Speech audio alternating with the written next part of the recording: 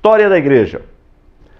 Grande problema da reforma foi a venda de indulgências. Olha aí na tela, na sua tela, a imagem, a venda de indulgências. Então o Papa Leão X, ele queria terminar a Basílica de São Pedro.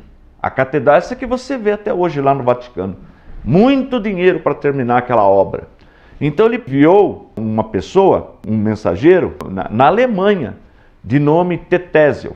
Para quê? Ele assinou um monte de bula, de documentos, carimbou lá, selou com o anel papal, o Papa fez isso. E o que dizia o documento? Que a pessoa que contribuísse financeiramente para o término lá da construção, aquele documento dava o direito da pessoa não ficar no purgatório. Então veja bem, eles inventaram a doutrina do purgatório, que já está, há muitos anos já está na Igreja Católica até então. Então todo católico quando morre, vai para o purgatório, segundo essa doutrina. Né? Purgar, quer dizer, pagar os seus pecados. Né? Porque, olha que situação, já significa então que a morte de Jesus não foi perfeita, ficou ainda um restinho de pecado. Então a pessoa vai para o purgatório. Agora, quem pegasse essa bula, esse documento que o Papa assinou, quem comprasse, aí dizia o Tetésio, dizia o seguinte: quando a pessoa colocava o dinheiro no cofre lá, que eles andavam com as caixinhas para pôr dinheiro, quando o dinheiro caía, batia lá no fundo da caixa, caía lá no fundo do cofre, a alma imediatamente já saía do purgatório e ia para o céu. E tem mais, se você tinha um parente que já morreu, você podia comprar um documento com o nome dele. Então colocava o nome dele lá, a hora que você pagou, a alma da pessoa saía do purgatório. Olha que situação. E Martinho Lutero vendo isso daí. Aí ele ficou irritado. Isso em 1517. Aí o que ele fez? Ele começou a pregar contra essa prática, que é uma prática herética, como a verdade é essa. E desenvolveu 95 teses. E estas teses, interessante que essas teses nós colocamos na Bíblia Apologética. Se você pegar a Bíblia Apologética aqui, você vai ver na página 1492 do apêndice, você vai encontrar aqui as 95 teses de Martinho Lutero. O que são essas teses? São textos que ele desenvolve condenando a prática da indulgência e a prática e os excessos do Papa, porque a igreja estava cometendo excessos com a questão financeira e outras coisas que ele via errado. Então essas teses tratam disso daí. Aí ele foi na igreja onde ele era professor e monge, colocou na porta da igreja, colocou as 95 teses, né? Pregou lá, fixou lá na porta da igreja. Aí começaram a falar. Só que nesse período também já tem a imprensa, já tem a invenção da imprensa com Gutenberg, 1455, já tem imprensa. Aliás, o primeiro livro impresso foi a Bíblia. Olha que interessante. Então agora já dá para circular panfletos, isso que nós já estudamos. E fora isso, nós também aprendemos sobre a Renascença. O que é a Renascença? As pessoas estão deixando agora de desenvolver só na igreja, porque até então era só monge. Todo mundo que estudava só estudava a religião, ou alguma coisa voltada com religião. Agora não, agora a escola começa a desenvolver, começa a crescer, mas os pensadores não são necessariamente agora monges. São pessoas que não têm nenhum cargo eclesiástico e começam a desenvolver a ciência, começam a pesquisar tudo, inclusive aqueles que estão na igreja agora começam a pesquisar os textos bíblicos, se realmente é verdadeiro, porque a ciência já vai ver lá no local, pesquisar com profundidade a Bíblia, nos originais, levanta o interesse de novo para os originais da Bíblia, o hebraico, o grego, estudar as línguas originais para um melhor entendimento do texto. E nesse período, então, está aí o monge, olha aí na tela, Martinho Lutero, que ele é de 1483 e viveu até 1546. Esse é o nascimento e vida de Martinho Lutero, que causou a reforma. Ele queria uma reforma na igreja. Né? Agora nós vamos ver agora o porquê do nome protestante. A aula hoje é muito importante, porque é a raiz do nosso movimento. Nós evangélicos, se você é evangélico, você que está me assistindo, você vai ver agora que é aí que nós começamos. A verdade é essa, tá bom? Vale a pena. Aí você vai ver por que a palavra protestante. Bem, eu falei já do Martinho Lutero. Então, em 31 de outubro de 1517, o Brasil estava com 17 anos. O Brasil não foi descoberto em 1500? Olha aí o pessoal navegando, querendo conquistar, a ciência evoluindo. Lembra que eu falei da Renascença? Tudo acontecendo nesse período. E Martinho Lutero, também com esse interesse agora pelos originais, pelo grego e pelo hebraico, ele viu que a igreja estava totalmente fora da palavra de Deus. Ele viu que muitas coisas que a igreja ensinava não tinha nada a ver mais com a palavra de Deus, porque ele começou a ler o Novo Testamento. Ele percebeu que a salvação é pela graça, é dom gratuito de Deus. Como é que o Papa podia estar vendendo salvação? Ficou revoltado. Então ele colocou lá na igreja, que ele era monge, as 95 teses que estão na Bíblia Apologética. Olha, você que comprou a Bíblia Apologética, é só você abrir aí no apêndice, você vai encontrar as principais causas da Reforma Protestante e as 95 teses de Martinho Lutero, né? Mas elas tratam do quê? São textos que vão falar do abuso, da questão da indulgência, dessa venda de salvação e dos abusos do Papa. Muito bem. Mas o que a Reforma queria? O que a Reforma queria? Olha aí na sua tela, eu já mostrei, mas vamos recapitular. Primeira coisa, uma religião bíblica. Primeira coisa, religião bíblica. Ou seja, Martinho Lutero descobriu que a igreja estava com doutrinas, com ensinamentos, com práticas que já não tinham mais nada a ver com a Bíblia. Por exemplo, indulgência, reza pelos mortos, purgatório, a questão da imagem, a idolatria dentro da igreja, as imagens, os santos, a questão... Tudo isso, então, falou, não, nós precisamos voltar para a Bíblia. A igreja, a nossa religião, o cristianismo precisa ser bíblico. Então, veja se você é protestante, se você se sente um protestante, uma pessoa desta reforma, com o ensino de hoje. Então, primeiro ponto, uma igreja bíblica. Você aceita esse primeiro pilar da nossa fé? Bíblica. Muito bem. Segundo, olha aí na tela, uma igreja racional. O crente, então veja, cada pessoa é igreja, a igreja somos nós. Então, a senhora está me assistindo, o senhor, o moço, a moça, você que está aí agora, pensa bem, você é uma igreja bíblica? Olha aí, ó. Tem muita gente que vai na igreja, mas não é bíblico, não estuda a Bíblia, não entende nada de Bíblia. Então, envergonha o nome, protestante.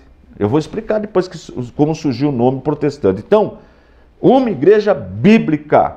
Eu estava conversando com a minha mãe essa semana e até falando sobre essa questão. Minha mãe é interessante, ela lê a Bíblia inteirinha 2 vezes por ano. 2 vezes por ano. A minha mãe lê a Bíblia inteirinha. Olha que bênção, né? Que maravilha. 2 vezes por ano. Meu pai também lê a Bíblia, lê livros. São dedicados na palavra, né? Não precisa ler 2 vezes por ano, não, ela faz isso de prazer, ela gosta, mas pelo menos 1 vez por ano, lendo 15 minutos, lê a Bíblia inteirinha. Mas muito bem. Segundo, uma igreja racional, tem sentido você pagar um valor para a pessoa sair do purgatório? Primeiro, a doutrina do purgatório não é bíblica. E segundo, tem sentido? Olha, eu vou te dar um dinheiro, né? Você me dá uma bula e quando você me dá a bula, o dinheiro caiu no cofre, a pessoa vai direto para o céu. Entra na cabeça isso aí?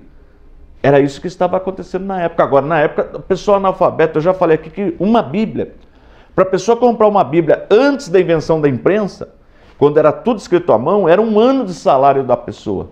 Agora, os camponeses, as pessoas não tinham cultura, não tinham ensino. Hoje que tem ensino, tem gente ainda que não sei, tem coisa que não dá para entender, mas veja bem, pagou, saiu do purgatório. É racional isso aí? Não era. Mas as pessoas acreditavam nos sacerdotes. O Papa que falou, foi o Papa que disse, então as pessoas acreditavam, porque achavam que realmente ele era um homem de Deus. Embora nós tivemos papas que foram homens piedosos, homens tementes a Deus. Não são todos que... Mas nesse período o Papa estava mais para lá do que para cá. Vamos lá. Religião pessoal. Eu sempre tenho ensinado aqui. A igreja somos nós. Tem a questão individual, pessoal. Por que Martinho Lutero bateu nessa tecla aí? Porque a igreja tem o sacerdote. A pessoa não podia, até hoje, o católico não fala direto com Deus. O que ele faz? Ele vai na igreja, confessa para o sacerdote, e o sacerdote é que faz o papel de mediador.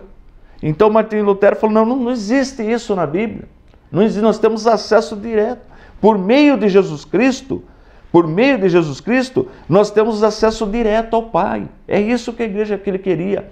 E fora, ele falou também dos santos, dos devotos de santo. Quer dizer, a pessoa reza para que um santo, aquele que já morreu e foi considerado santo, interceda. E os devotos de Maria, o culto a Maria já está a 1000 por hora. O culto a mariolatria, chamada de mariolatria, essa situação, né? O culto idólatra a Maria, infelizmente, é o que estava acontecendo. Ele falou, não, mas isso não é bíblico, só tem um mediador entre Deus e os homens, Jesus Cristo, só um. Então uma igreja, religião pessoal, eu converso direto com Deus. A senhora que está me assistindo, por favor, a senhora conversa direto com Deus, o senhor conversa direto com Deus, o telespectador converse direto com Deus, por meio de Jesus Cristo. Uma religião pessoal. Outra bandeira, outro ponto, uma igreja espiritual. Precisa ter um lado espiritual. O culto estava muito artificial, muita pompa, inventaram um monte de coisa na missa, um monte de coisa e não tinha mais a questão espiritual. Estava um formalismo, a palavra é essa. Então, o culto precisa ser espiritual, as pessoas precisam sentir a presença de Deus quando estão cultuando.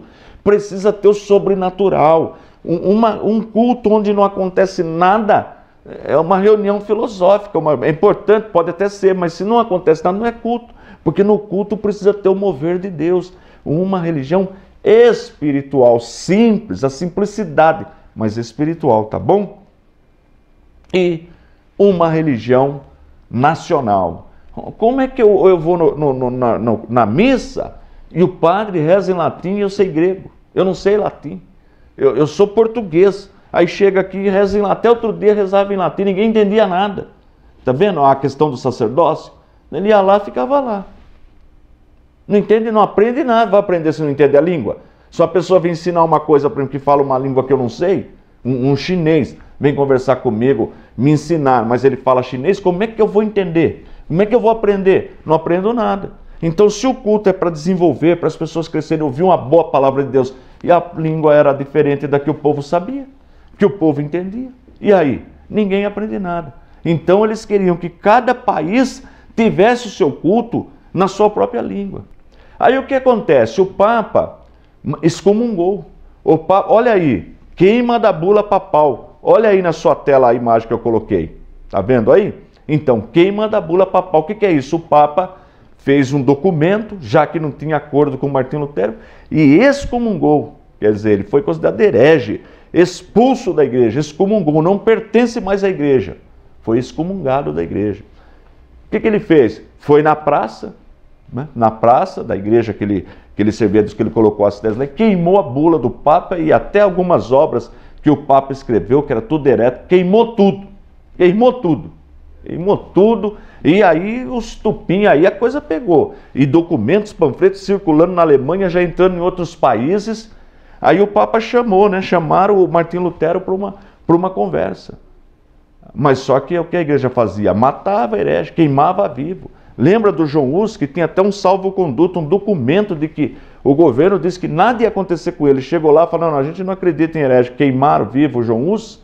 Falaram a mesma coisa para Martinho Lutero, você vai ser queimado. Ele falou, não, eu vou lá. Ainda que os demônios que estejam lá sejam mais do que as telhas do telhado da catedral. Enfim, eu irei lá e vou defender o que eu penso, vou defender a palavra de Deus, a minha consciência. E foi. Bem, então Martinho Lutero foi chamado para essa... e acharam que eles iam pegar e iam matá-lo também, né? A igreja queimava a pessoa viva. A situação era essa. Mas ele não saiu tranquilo de lá, conseguiu sair de lá, não aceitou nenhuma de se retratar nada, e quando ele estava voltando, né, para o seu país, ele foi sequestrado e levado para um castelo para ficar protegido, porque eles achavam que eles iam matar Martinho Lutero. Aí ele fica um ano nesse castelo, e em 1521, então em um ano que ele ficou lá, ele já lança o Novo Testamento na língua alemã, uma obra importantíssima para a língua alemã, e fora a questão espiritual, e depois ele consegue também desenvolver e traduzir o Antigo Testamento. Então só essa obra aí já imortalizou Martinho Lutero, né? Muito bem, então aí alguns países aderiram à reforma, não queriam mais responder para o Papa, isso teve guerra, luta, a igreja não deixou para lá não, a igreja matou muitos. Olha, deixa eu mostrar o castelo, olha aí uma imagem do castelo que Martinho Lutero ficou escondido durante um ano. Eu coloquei uma foto dele aí, viu? Muito bem. Aí o que acontece? Alguns países, né? A coisa acontece na Europa. Então, alguns países aderiram à reforma, os reis aceitaram a reforma, né? E começaram a seguir, então, essa doutrina que eu acabei de ensinar. Aí aqueles países católicos resolveram fazer, a liderança, né, desses países resolveram então fazer uma reunião. Não, vamos fazer uma reunião para fazer um acordo. E o que foi tratado nessa reunião? Os líderes católicos falaram o seguinte: não, vamos fazer um documento escrito o seguinte: nos países onde predomina o catolicismo, onde todos são católicos que são fiéis ao Papa, protestante, a reforma não pode entrar. As ideias de Martinho Lutero não podem entrar. Vocês não podem ensinar nesses países. Porém, nos países que aderiram ao movimento de Martinho Lutero, a reforma, nós poderemos evangelizar, poderemos tentar trazê-los de novo para o catolicismo. Que lei é essa? Que lei injusta? Quer dizer que católico podia ir no país da reforma ensinar. Agora, a pessoa do país da reforma não poderia entrar no país católico ensinar. Aí o pessoal ficou revoltado e fez um protesto. É uma lei estúpida, uma lei desumana, não é uma lei honesta essa lei. A verdade é essa. Como é que pode? Vamos supor, um católico e um evangélico. O católico pode falar da fé dele para o evangélico não pode falar para o católico. É uma lei injusta, não é justo isso. Então fizeram um protesto. Daí o nome protestante, tá entendendo? Por causa dessa lei absurda, fizeram esse protesto. Então o nome protestante vem daí. Olha que interessante, não é importante saber isso aí? Muita gente não sabe. Daí ficou esse nome, a reforma protestante, ficou com esse nome. Da reforma aderiu a palavra protestante, né?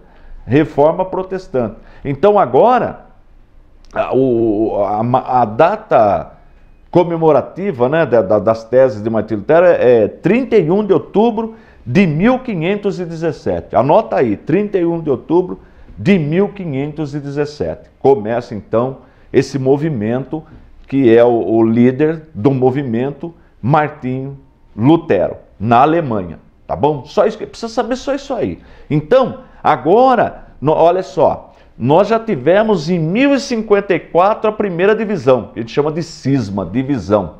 Primeira divisão, que separou a igreja do Oriente do Ocidente. Então, a igreja do Ocidente, igreja do Ocidente, que fala o latim, está falando o latim, o culto é em latim, é missa em latim, tem como líder o Papa.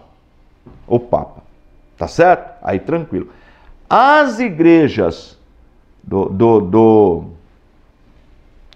Oriente, que tem a sede em Constantinopla, cada sede tem o seu patriarca. Então eles não têm Papa, como tem no Ocidente. E lá eles continuam com o grego. Lá a missa é na língua grega. Então, no Oriente, que é a igreja que nós chamamos de igreja ortodoxa, está lá do lado oriental. Então, de vez em quando você vê na televisão, no Jornal Nacional, o patriarca e vai conversar com o Papa, tudo ele esteve tentando uma reconciliação. Então, essa é uma igreja que essa separação aconteceu em 1054, tá bom?